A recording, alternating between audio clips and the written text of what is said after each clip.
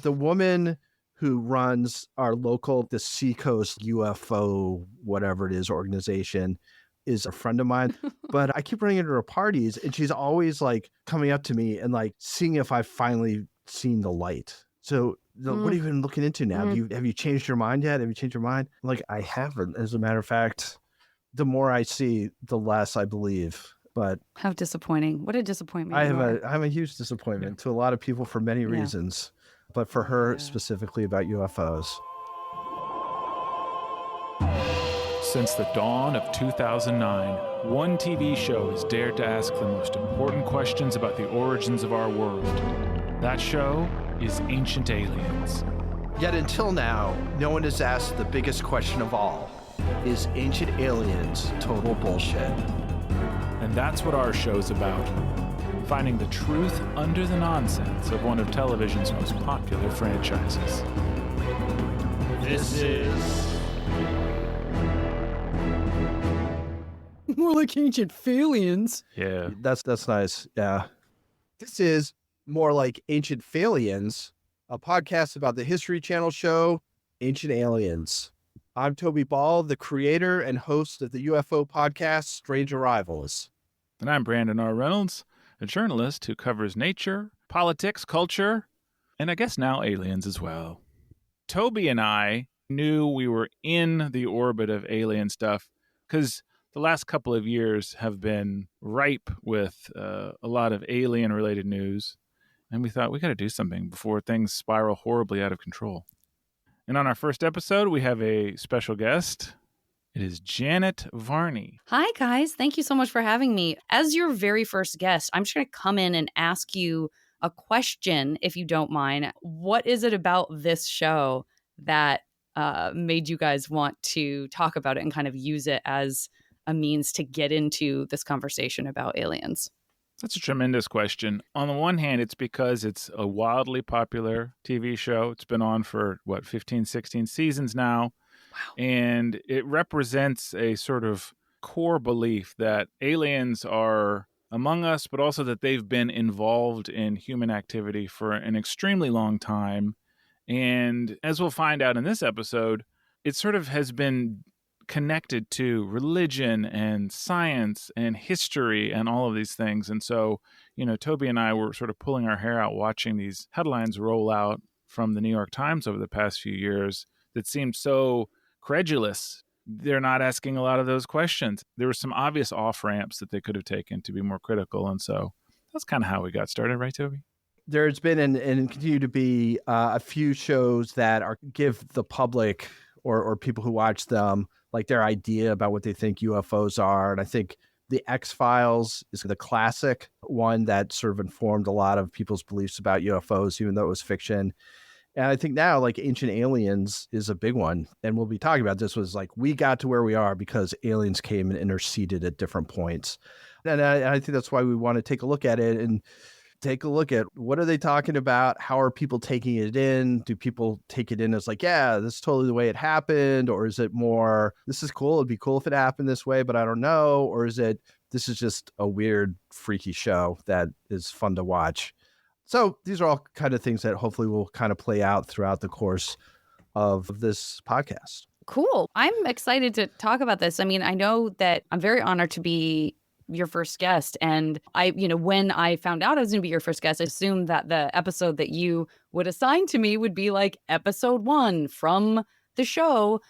But from what I watched, it made sense because it seemed like this particular person or this particular episode sort of claims that the guy who put this ancient aliens thing forward is this guy. This is actually an episode from season 5, episode 10, if you're looking for it. It's called The Daniken Legacy, which is examining the quote-unquote theories of this guy, Eric von Daniken, who is sort of the father of the whole ancient alien industrial complex. Did either of you read Chariots of the Gods when you were kids? Oh, yeah. I don't even know that I know about this guy until today. Oh, you are in for a treat. So Eric von Daniken, just real quickly, he's Swiss. He was born in the late 40s, and there's not a whole lot that's interesting about him except for his ancient alien stuff. Just a quick little bit of research on him. Found a couple brushes with the law that are tangentially involved with ancient aliens. He was in Egypt in the early 60s. I think he was in his teens, and he was involved in a jewelry deal. And when he got back to Switzerland, he was handed a 9-month conviction for fraud and embezzlement. Wow. Then in 1970, he apparently got into the hotel business, and he again was convicted, this time for, quote, repeated and sustained, end quote, embezzlement, fraud, and forgery. And the court said that he'd been living a, quote unquote, playboy lifestyle, and he was sentenced to 3.5 years in prison and fined 3,000 francs. I don't know what that translates to, especially in 1970. Not very much, I don't Probably think. not. And he served 1 year of this sentence and then was released. We'll talk about Chariots of the Gods in a minute, but I did want to give, before we jump into this, sort of a sense of what the scientific community thinks about Eric von Daniken. So I'm going to read a quote from Carl Sagan, and this comes from the foreword to the book, The Space Gods Revealed. He writes that writing as careless as von Daniken's, whose principal thesis is that our ancestors were dummies, should be so popular is a sober commentary on the credulousness and despair of our times. I also hope for the continuing popularity of books like Chariots of the Gods in high school and college logic courses as object lessons in sloppy thinking. I know of no recent book so riddled with logical and factual errors as the works of von Daniken. So, safe to say, Get him, Carl. not a fan. Yeah, exactly. Carl could drop the mic like nobody's business. Yeah, he doesn't pull punches.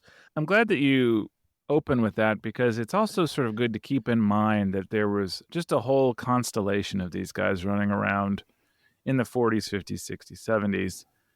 And if von Daniken had made a few other decisions, he would have started a religion. He would have been L. Ron Hubbard. They were all kind of playing in this same pseudoscience, space, spirit, culture, guru area, and they all leverage it differently. Everybody wanted to like sell books, and some of them turned it into the celebrity center of Scientology America.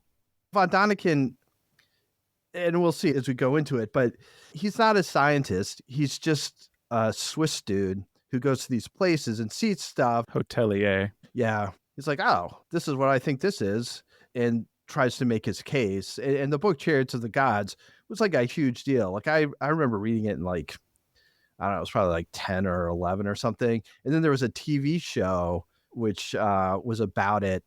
It made a big impression. Like it was like when you're 10 or 11, wow, I might be part alien. That's awesome. So anyway. So is part of this process for you, Toby, and your fascination with, because in your other podcast, you don't really talk about yourself. It's very history and truth and fact driven. So I'm going to ask you, are you working through the resentment that you feel towards these charlatans for giving you a false hope that we might be a part-alien when you were younger? You know, I don't blame them for that. I mean, I feel like a lot of people, like a lot of the skeptics I talk to, like the like life arc is the same, right? It's like you're 9, 10, 11, 12. It's like, this is awesome. You know, you're like completely into UFOs. And then as you get older and you learn more about science or whatever, you start thinking about it a little more critically. But if you still think those stories are interesting, like you still want to continue looking at them, right? But instead of being credulous and like trying to prove that they're true, like these other questions, which I think are actually kind of more interesting, kind of start coming up, which is like, why do people want them to be true? How do people who believe, whether sincerely or pretend to believe, how do they convince themselves in the absence of like the stuff that we normally think of as evidence that they're true? And I think what's interesting about von Daniken is he's like, this is actually evidence. But again, he's not a scientist. And I think what's interesting, and this is a good segue into sort of the beginning of this show, is they start talking about, like you get this little montage at the beginning, and then they start talking about ancient astronaut theory, and then later ancient astronaut theorists. And the word that's like pretty clearly missing there is scientist, right? Like they're staying the hell away from science or scientists. And then we end up hearing from no fewer than 11 ancient astronaut theorists during this one show. And none of them make any claims to being scientists, as far as I can tell. They're like renegade archaeologists, but I don't think they actually have archaeological degrees. Everybody's got their version of like a khaki shirt with a lot of pockets and like a choker, a dude wearing a choker, and then some other fashion choice that falls outside of whatever we would potentially construe as like the norm. Like there's a little something that's like, oh, my facial hair is a little edgy, or like my hair sticks straight up, or like my hair's down past my shoulders. Yeah. And we're all white. And even though this is an episodic show that's ostensibly like every episode is going to be about a new topic related to ancient aliens, it's also a serial about these guys, because all those guys are going to show up over and over again in the various episodes. Some of them are in, I think all of them, probably Really? Giorgio. God, I hope so. Yeah, Giorgio Tsoukalos, I believe. He's the one with the crazy hair.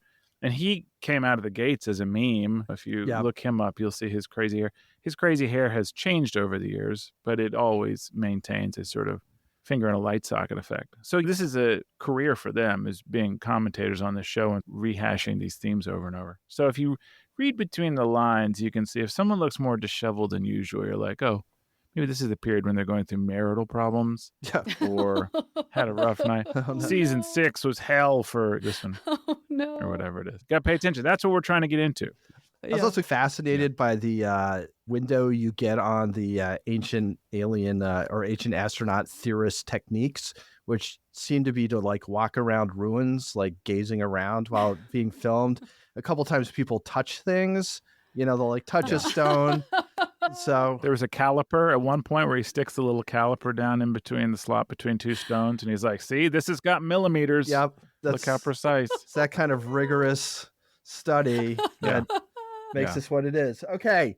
So we start off looking at Eric von Daniken's work and quote unquote theories. And they start off with Bible stories. And I guess he went to a Catholic school and didn't quite get the idea behind metaphors and all this stuff. And this goes on. And I think this is one of the themes that kind of comes up, is the idea that people did not think in sophisticated enough ways to be able to tell stories about things that they had not actually witnessed with their own eyes. So he goes through it and he talks. It's awesome that he begins by talking about the Book of Enoch, which they then parenthetically say it's not actually part of the Bible. Right. So we're off to a flying start. Well, it's one of the deep cuts. Yes. Toby, you can't be too critical. All the Apocrypha, they got some cool stuff in there. You know, Jesus had a girlfriend. He got married. He had a swinging good time. Don't discount that stuff. Yeah. It's pretty fun. I'd like just to quickly shout out one of my favorite quotes from very early in the show, which was when accused of pretending to make facts up that weren't real, von Daniken says, people weren't reading my book carefully enough. Quote, there were 238 question marks in my book. I'm just asking questions. Just asking. In reality, in Chariots of the Gods, I had 238 question marks. Nobody read the question mark. I got to be honest with you, that doesn't seem like enough question marks for one book. Any book, but especially this one. That's fewer than one a page, if I'm remembering. Ancient Aliens goes the other tack and asks tons of questions. Did we get visited by beings from another world? That's what we're here to answer, but they don't ever answer it. You'll get your fill of questions. Yes. And here's another question. When Eric von Daniken, and then we'll move on from the Bible, but he talks about the famous Ezekiel wheel story that everybody throws out there as UFOs in the Bible. But then he, for some reason, claims that it was clear that Ezekiel didn't have a vision because there was sound in it. There was noise. Yeah, I love it. I'm like, do you understand what a vision is? Like, a vision has all kinds of things going on. It's not just seeing. Because he's very literal. Yeah. It seems like he hasn't bothered to look up a dictionary definition to move on with his thing. But we'll get to another one of those, a better one, in just a few minutes. From the Bible, he goes to ancient Egypt. The idea was that people couldn't possibly build the pyramids themselves. Like, it was just too much. And then there was like this sort of backlash where these anthropologists and archaeologists and scientists were like showing how if you have enough slaves, you can build the pyramids. You can like make Stonehenge. Like, all this stuff is like capable of being done by people. So now he's changed his claim to, well, they couldn't have planned it. It's too complicated for ancient Egyptians to figure out how to make a huge pyramid like that. So then aliens must have helped him. That's the new take. That's the revised take. And I almost couldn't watch anymore after this. But he has this weird little thing where he's the Great Pyramid of Cheops. Who's Cheops? There's no Cheops. Who's Cheops? So I did what most people would do, which is I Googled it. And it turns out that Cheops is just the Greek name for this pharaoh Khufu, who was a pharaoh in the 26th century BC. So like 2,600 years before Christ. This guy was a pharaoh. So it's basically the Greeks, just they didn't call him Khufu, they called him Cheops. But von Daniken thinks he's making some kind of crazy point that, who is Cheops? Nobody talks about Cheops. He didn't sign his work, therefore he must be an alien. Exactly. He was too humble. Cheops sounds like an alien to me. But there's just so much good stuff. There's some people say in quotes that the pyramids are either ET landing marks, power plants, in which they show like a diagram of a pyramid, like a cross section with a power plant in the middle of it, which seems like pretty good evidence. But no, there's no backing up with any. Yeah. It's just, look at this. Can't you see it now that we've made a light up glow as if you can see the power plant inside with your X-ray vision? It was compelling. And what stabilizers? Earth stabilizers was the last thing. What are we saying? The pyramids in Egypt are probably one of the greatest wonders of this planet. Some people say that they're, landing marks for extraterrestrials, power plants, stabilizers for the planet, creating energy waves. I think he meant it in the same way as like speed bumps, so that the planet doesn't go too fast through the universe. Yeah.